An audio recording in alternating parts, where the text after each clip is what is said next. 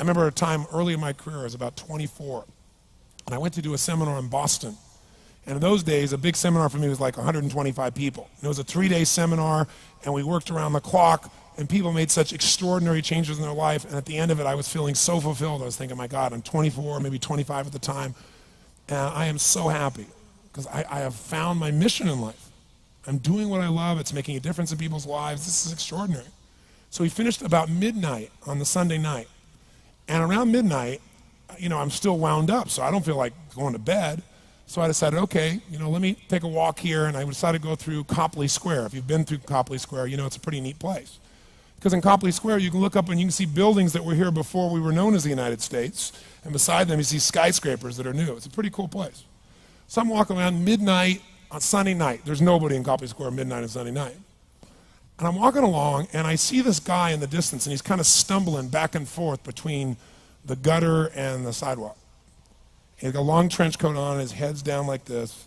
He's holding a brown bag, and I can start to smell him even before I get there, and I'm thinking, this guy's obviously drunk. And as I started to get closer, I thought, I bet he's going to beg me for some money. And sure enough, whatever you focus on life tends to happen, doesn't it? So sure enough, he gets real close to me, and I thought all of a sudden he wasn't going to do it, and all of a sudden he popped his head up. It was really weird. He went, "Mister!" He had this really bizarre looking sounding voice. He went, "Mister, could you loan me a quarter?" And I thought, do I want to reward this behavior? And then I thought, I don't want him to suffer. Do you have this dilemma sometimes? Like, I'm not here to judge. So years ago, I finally decided I always just give. Even if the person's pulling a scam, that's for them to deal with. If I have the ability, then I give. And so I thought, but could I teach him something? So I asked him a question back. I said, is that all you want is a quarter?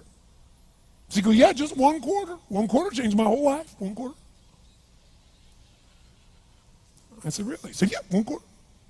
So I reached in my pocket, and I pulled out my money clip. And in those days, I was very young, just starting to succeed. And my original mentor was a man named Jim Rohn. I don't know, how many have heard of Jim Rohn? Anybody? Yeah, he's a great guy. And Jim told me, he said, Tony, look, you've come from a poor background. You got a poor psychology. You got to change it. He said, you don't have any money, so pretend you do. He said, start training your brain, condition it. He said, go save all your money, get $300 bills, and put them on the outside of your money clip, even though you only have $5 in between them. So every time you put it out, you'll see that, you'll feel inspired, you'll feel better. He said, and you'll feel better, you'll do better. So I was like, okay. So I did. So I pulled my money clip, and sure enough, I got $300 bills in. I made sure he saw the bills. So I'm tearing through that, right? Looking in between there to see if I can find some change. But I made sure he saw it. Sure enough, he's looking at the $100 bills, checking it out. I find the quarter, I pull it out, take the money, put it in my pocket. I notice he's watching my hand going into the pocket. I took the quarter, and I looked at him, and I said, sir, life will pay any price you ask of it. And I gave him the quarter. And then something really interesting happened. He took the quarter. He looked at the quarter. He looked at me. He looked at my pocket. He looked back at the quarter, looked at me, looked at my pocket, looked at me again, looked at the quarter, looked at my pocket, looked back at me and said, you're weird. And then he shuffled on off like this, right? And I thought to myself, wow, what's the difference between him and me? I mean, I was 24, 25 at the time, doing what I love most, have my mission in life, and he's in his early 60s, drunk on the street begging for quarters. What's the difference? And I thought, well, maybe God's blessed me because I'm such a good person. I thought, and he's such a bad person, that's such bull. And I thought, wow, maybe the answer to that question is what I just told him. Life will pay whatever price you ask of it. But you know what's interesting? You got to ask intelligently. In the Bible it says, ask and you shall what? Yeah, pretty good formula. You ought to look into it. But you know what? It says ask and you shall receive, but I'm sure it meant ask intelligently. I'm sure that's what God meant. I'm sure he didn't mean bitch and you will receive. Whine and you will receive. I don't think that was the instruction. Now, if you were going to ask intelligently, there might be 5 elements of that. Number one, you'd have to ask specifically, wouldn't you? You wouldn't ask in a general way. People do that all the time. They go, I want more money. Fine, here's $1, get out of here. Very often, you're getting what you're asking for. You're just not aware of how general you're asking. Clarity is power. The more clear you are about exactly what it is you want, the more your brain knows how to get there. Your brain is a servo mechanism. It's like a bomb. those bombs, those missiles, they have a servo mechanism. So if the target moves, it knows what the target is, it follows it.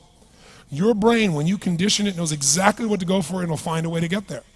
Did you ever buy a certain outfit or a certain car and suddenly see that car outfit everywhere? How many of you have had that experience? Say, aye. How come that car outfit's everywhere? It always was everywhere, but now you notice it. And the reason is because there's a part of your brain called the reticular activating system, the RAS. That part of your brain determines what you notice and what you don't notice.